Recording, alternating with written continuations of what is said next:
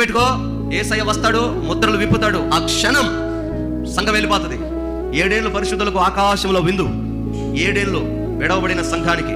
ఎవరు విడవబడ్డాలో తెలుసా? సంఘమే. ప్రభు నమ్ముకున్న వాళ్ళే, బాప్తిసం తీసుకున్న వాళ్ళే, భక్తి చేసిన వాళ్ళే. మరి వాళ్ళు ఎందుకు విడవబడ్డారు అన్నయ్య? ఎందుకు విడవబడ్డారు? వైరాగ్యం లేదు, పరిశుద్ధత లేదు, భక్తి లేదు, నమ్మకం లేదు, నీతి లేదు, యథార్థత లేదు, స్వార్థం, లోకస్తుడి మీద వాళ్ళకంటే. అట్లాంటి బతుకు బతికారు. ఎట్లా వస్తాడు పరలోకం? డబ్బు పిచ్చి బాల, కుల పిచ్చి బాల, మత పిచ్చి బాల, రాజకీయ పిచ్చి బాల. ఎందుకు వస్తారు పరలోకం? ఏం ఉత్తరించడానికి వస్తారు? అలాంటి వాళ్ళు విడవబడతారు. వాళ్ళు రారు. నూనె డబ్బాల కోసం తిరిగిన వాళ్ళు, కచ్చిపూల గుడ్డల కోసం పోయిన వాళ్ళు ఎత్తబడలేవు. ప్రభుని ఎదుర్కోలేవు. అంత దమ్ము లేదు నీకు, రాదు. ఆ స్థాయిలోకి నువ్వు రావాలి అంటే వాక్యం నీ గుండెలో నిండిపోయి ఉండాలి. దేవుడి మీద ఆనుకోవాలి.